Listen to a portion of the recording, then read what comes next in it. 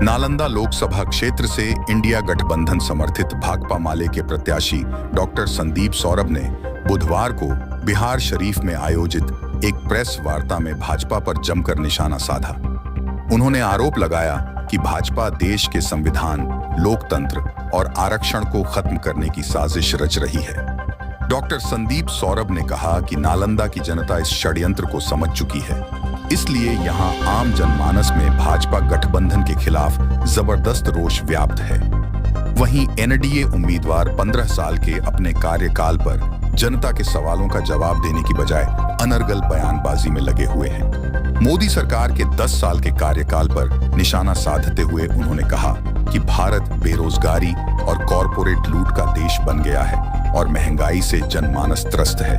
उन्होंने दावा किया कि इंडिया गठबंधन नौकरी, रोजगार, शिक्षा, सिंचाई और स्वास्थ्य आदि मुद्दों पर चुनाव लड़ रहा है और इसे जनता का भारी समर्थन मिल रहा है। देखिए, सच्चर कमेटी का रिपोर्ट, आप लोगों ने अगर सच्चर कमेटी का रिपोर्ट देखा होगा तो हिंदुस्तान के अंदर मुसलमानों की जो दशा है वो दलितों के समान है या दलितों से भी खराब स्थिति उनकी है हर मामले में। और जब हम ये कह रहे हैं कि देश के भीतर जिसकी जितनी संख्या होगी उसको उतनी हिस्सेदारी मिलनी चाहिए, अगर ये हम कह रहे हैं और इससे हम सहमत हैं, तो अगर देश के अंदर मुसलमानों की आबादी 17% है तो कायदे से उनको अधिकार मिलना चाहिए।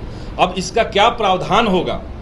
आप 25 बार संविधान के अंदर संशोधन करके चीज़ों को कर सकते हैं। आप ईडब्ल्यूएस आरक्षण लागू कर सकते हैं जो कि संविधान सम्मत नहीं था।